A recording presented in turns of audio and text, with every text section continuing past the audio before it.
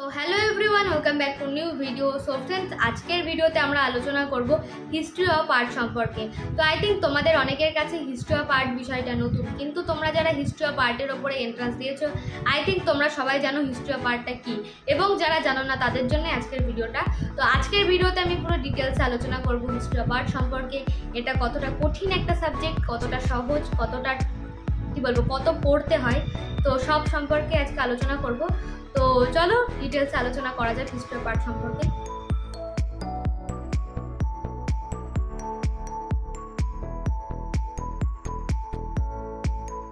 So friends, নাম শুনে তো তোমরা বুঝতে পারছো হিস্ট্রি অফ আর্ট মানে আর্টের হিস্ট্রি। তো এইটা কিন্তু খুব একটা দারুণ ইন্টারেস্টিং জিনিস। আমি যখন স্টার্টিংয়ে হিস্ট্রি অফ আর্টটা পড়তে শুরু করি তখন আমার ভীষণ কান্না পেতো, ভীষণ বোরিং লাগতো।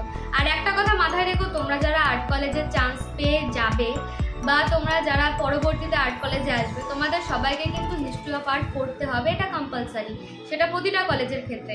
এবার আমি আর একটা কথা বলবো, তোমরা যারা আর্ট কলেজে আসতে পারবে না কিন্তু আর্ট তোমরা পছন্দ করো, ছবি আঁকতে ভালোবাসো, তাদের সবার উচিত Indian art history, western art history অবশ্যই জানার।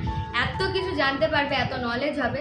সব থেকে বড় কথা কি, মানে এমন এমন ইন্টারেস্টিং ফ্যাক্ট তোমরা জানতে পারবে যেটা জানলে তোমাদের ভীষণ ভালো লাগবে। তো ফার্স্ট ইয়ারে আমাদের আর্ট হিস্ট্রিতে আমরা কী কী শিখতে পেরেছি সেটা সম্পর্কে ডিটেলসে আলোচনা করব, এবং আর্ট হিস্ট্রি কতটা কঠিন হতে পারে তোমাদের জন্য সেটাও তোমাদেরকে জানাবো। তো চলো সবার ফার্স্টে আমি কী কী শিখতে পেরেছি সেটা সম্পর্কে জানাই। এবার আমি পুরো সিলেবাস ধরে একটা একটা করে টপিকের ওপর জাস্ট ছোট্ট ছোট্ট ইনফরমেশন দিয়ে তোমাদের বলে যাব। এবং আর্ট হিস্ট্রির ওপরে কিন্তু ঠিক এই ধরনের কোশ্চেনও তোমাদের এন্ট্রান্সে আসতে পারে। আই থিঙ্ক যারা রবীন্দ্রভারতীতে দিয়েছো তাদের নলেজ হয়েছে, যারা মানে নেক্সট যারা আর্ট হিস্ট্রি সম্পর্কে এগোবে তাদেরও আই থিঙ্ক নলেজটা হবে।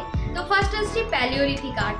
তো প্যালিওলিথিক আর্ট এটাকে বোঝানো হয় মানে একদম প্রি হিস্ট্রি, মানে হিস্ট্রি যখন স্টার্ট হয়নি। হিস্ট্রি মানে কি ইতিহাস, ইতিহাসেরও ইতিহাস যেটাকে বলা হয় প্যালিওলিথিক, সেই সময়টাকে মানে যখন কি বলবো সেরকমভাবে মানুষ জনবসতি একসাথে করে বসবাস করতে স্টার্ট করেনি, দে হ্যাভ নো সোসাইটি, সেই সময়টাকে কিন্তু প্যালিওলিথিক আর্টের মধ্যে ধরা হচ্ছে। তো সেই সময় কিন্তু আমরা প্রচুর অনেক কিছু কার্যকলাপ দেখতে পারি, গুহাচিত্র, এই সমস্ত জিনিসগুলো সম্পর্কেই প্যালিওলিথিক আর্টে পড়ানো হয়ে থাকে। নেক্সট আসছি নিওলিথিক আর্ট। নিওলিথিক আর্টটা মূলত স্টোন এজ, মানুষ যখন স্টোনের ব্যবহার করতে শিখলো সেই সময় তারা যে শিল্পকর্ম করেছিল সেটাকেই নিওলিথিক আর্টের ওপরে গণনা করা হয়। তো এই নিওলিথিক আর্টটাও প্যালিওলিথিক পরবর্তী সময়ে বলা হয়, এবং কি নিওলিথিক এবং প্যালিওলিথিকের মধ্যবর্তী যে সময় সেটাকে বলা হয় মেসোলিথিক। তো এবার আসা যাক মেসোপটেমিয়া। তো তার পরবর্তীতে আমরা দেখতে পারি আমরা মেসোপটেমিয়া সভ্যতা, হরপ্পান সভ্যতা, যেটা পৃথিবীর সবথেকে প্রাচীন সভ্যতা, সেইটা সম্পর্কে আমরা ধীরে ধীরে জানতে পারি। সেখানকার মানুষজন কীভাবে ধীরে ধীরে শিল্প করতে শিখলো, তারা বিভিন্ন মুদ্রার ব্যবহার করতে শেখে, যানবাহনের ব্যবহার করতে শেখে, বৃহৎ বড় স্নানাগারের কথা আমরা হরপ্পা সভ্যতায় জানতে পারি। এই সমস্ত ডিটেলসগুলো রয়েছে তার ভিতরে। এবার আমি যদি আরও ডিটেলসে বলতে চাই, ভিডিও আমার 2-3 ঘন্টারও বেশি ছাড়া কম হবে না। তো নেক্সট আসছে গ্রিক আর্ট। গ্রিক আর্টের মধ্যে রয়েছে গ্রিক টাইমে যে সমস্ত কার্যকলাপগুলো করা হতো, তার মধ্যে রয়েছে পার্থেনন। হয়তো তোমরা এই ছবিটা দেখে, যে ছবিটা আমি স্ক্রিনে দেখাচ্ছি, সেই ছবিটা দেখে বুঝতে পারছো যে পার্থেননটা কী জিনিস। এই পার্থেননের ওপরেই কিন্তু গ্রিকের একটা বিরাট বড় রয়েছে, যে গ্রিক দেবী অ্যাথেনাকে উদ্দেশ্য করে এই পার্থেননটা তৈরি করেছিলেন, কিন্তু পারস্যরা যখন এটার উপর অ্যাটাক করে তো সেটা প্রচুর পরিমাণে ক্ষতিগ্রস্ত হয়। আর বর্তমানে এটার ধ্বংসাবশেষ গ্রিকে রয়েছে, যেটা একটা মানে আর্ট হিস্ট্রি কি মানে আর্ট ফিল্ডের একটা খুব বড় একটা আর্কিটেকচার হিসেবে বলা হয়ে থাকে। নেক্সট আসছে ইজিপশিয়ান আর্ট। ইজিপশিয়ান আর্টের মধ্যেও তোমাদেরকে অনেক কিছু পড়তে হবে। এর মধ্যে রয়েছে the great pyramid of Giza, যেটা তোমরা সবাই জানো যে গ্রেট পিরামিড নাম শুনেছো। তো এর ভেতরে কাজকর্ম, পিরামিডের গায়ে যে ছোট ছোট রিলিফ স্ট্রাকচার, খোদাই করা কাজ, এইসব সম্পর্কে এখানে আরও পড়ানো হয়ে থাকে। তো দেখো আর্ট হিস্ট্রির ব্যাপারটা এরকমই যে তোমাকে কিছু মুখস্থ করতে হয় না, তুমি যা দেখতে পাচ্ছ তোমাকে সেটা রিপ্রেজেন্ট করতে হয়। সাপোজ ধরো আমি বসে আছি, আজ থেকে 10 বছর পরে আমার এই ছবিটা যদি কেউ রিপ্রেজেন্ট করে বা কেউ বর্ণনা করতে যায়, তখন কি বলবে যে একটা ফার্স্টেই বলবে যে আমি কি দিয়ে তৈরি, আমাকে দেখে পুরো বোঝা যাচ্ছে রক্ত মাংসের জিনিস। কিন্তু আমাদের আর্ট হিস্ট্রিতে মানে পৌরাণিক যে জিনিসগুলো রয়েছে সেগুলো তো কোনো রক্ত মাংসের জিনিস না, সেগুলো বিভিন্ন স্টোন। তো স্টোন দেখে চিনতে হয় এটা কি স্টোন, স্যান্ডস্টোন, ব্যাসল্ট, গ্রানাইট এইসব বুঝে বুঝে কাজ মানে লিখতে হয় সেটা। তারপরে রয়েছে যে gesture poster, I am wiring earring, গলায় ইয়ারফোন রয়েছে। মানে নেক্সট যখন অতি আধুনিক মডার্ন যুগ আসবে তখন গলায় এই নেকব্যান্ডই দেখা যাবে, আর কী বলবো নেকলেস দেখা যাবে না। তো এইভাবে ডেসক্রাইব করতে হয়। চুলটা নর্মাল একটা মহিলার মতো, মুখ, নাক, চোখ এগুলো সব ডেসক্রাইব করতে হয়। সেমভাবে তোমাদের একটা স্কাল্পচারকেও আর্ট হিস্ট্রিতে ডেসক্রাইব করতে হয় অ্যাজ ইউর ওন ভিউজ। তো এটাই হচ্ছে আর্ট হিস্ট্রি ডেসক্রিপশনের ব্যাপারটা। তো এবার আমরা আরও কী কী শিখেছি সেটা আমরা বলতে যাচ্ছি। Roman portrait sculpture, Roman portrait স্কাল্পচারগুলো দেখে নাও। এই স্কাল্পচারগুলোকে সেম যেভাবে বললাম ডেসক্রাইব করতে হয়েছে এইভাবে ডেসক্রাইব করতে হতো।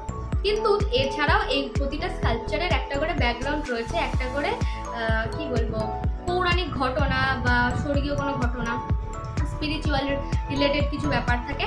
তো এইগুলোকেই করে ওয়েস্টার্ন আর্টটা তৈরি হয় এবং ওয়েস্টার্ন আর্টকে এইভাবেই রিপ্রেজেন্ট করা হয়। ইন্ডিয়ান আর্টটা বলতে গেলে ইন্ডিয়ান আর্টটা তোমরা আরও ভালো বুঝতে পারবে, যেহেতু ইন্ডিয়ান আর্টের মধ্যে তোমরা আমাদের হিন্দু ধর্ম, বৈদিক, পুরাণ এইসবগুলো চলে আসবে।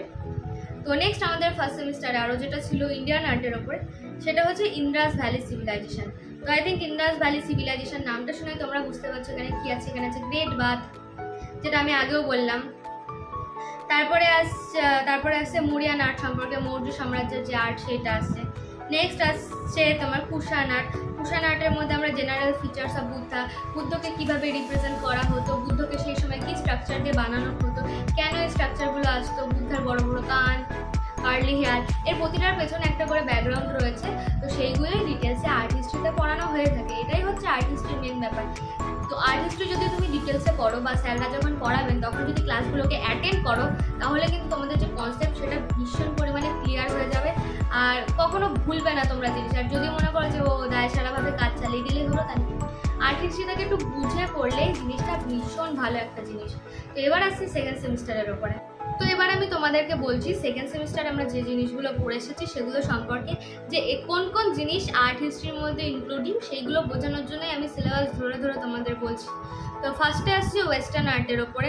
ওয়েস্টার্ন আর্টের মধ্যে যেটা রয়েছে early Christian painting. Early Christian পেন্টিংয়ের ব্যাপারটা এরকম, তোমরা যদি খ্রিস্টান হিস্ট্রিটা পড়ো তাহলে দেখতে পারবে সেই সময় খ্রিস্টান যে ধর্ম সেটার কিন্তু একটা পার্টিকুলার, এখন যেমন কি আমরা হিন্দু, মুসলিম, খ্রিস্টান সবার একটা নিজস্ব আইডেন্টিটি রয়েছে এবং এগুলো সমাজে গ্র্যান্টেড। তো তখন কিন্তু খ্রিস্টানদেরকে মেনে নেওয়া হতো না। তো তারা তাদের যে আর্ট জিসাসকে নিয়ে সেটা রিপ্রেজেন্ট করতো কবরের মধ্যে, ক্যাটাকম্ব, সেইটাই রয়েছে এই ক্যাটাকম্ব বা আর্লি খ্রিশ্চান পেন্টিং রোমান ক্যাটাকম্বের মধ্যে। নেক্সট আসছে বাইজেন্টাইন মুরাল। তো বাইজেন্টাইন মুরালটা মেনলি হচ্ছে চার্চের মধ্যে যে সমস্ত ছবিগুলো আঁকা হতো সেই টাইমে যিশুকে রিপ্রেজেন্ট করে। আর তোমরা দেখতে পাবে সেই টাইমের ছবির মধ্যে বর্তমান যে চার্চগুলো যেভাবে সাজানো হয় আর সেই সময়কার যেগুলো করা হয়েছিল বাইজেন্টাইন আর্টে, দুটোর মধ্যে অনেক পার্থক্য রয়েছে। তো মানুষের এবং সমাজের ধারণা থেকে সেইগুলোকে করা হতো এবং সেই ধারণার বেসিসে কাজগুলো হতো, আর সেগুলো আমরা বর্তমানে পড়তে পারছি, জানতে পারছি। এরপর আসছে গথিক স্কাল্পচার। তো গথিক স্কাল্পচারটা খুব দারুণ একটা জিনিস, তোমরা গুগলে সার্চ করে দেখো নটর ডেম প্যারিস বলে। এটা হচ্ছে ভীষণ মানে পৃথিবীর বড় বড় চার্চগুলোর মধ্যে অন্যতম একটা। জানি না কোনোদিন সামনাসামনি দেখার সুযোগ হবে কিনা।